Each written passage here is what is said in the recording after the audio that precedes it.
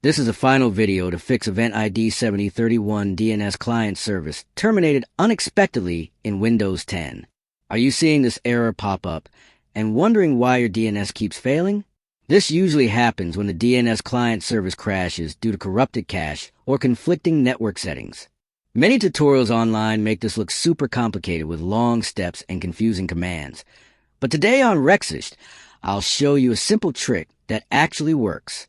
All you need to do is reset the DNS cache and adjust a tiny setting in your services, and Windows will stop throwing this error.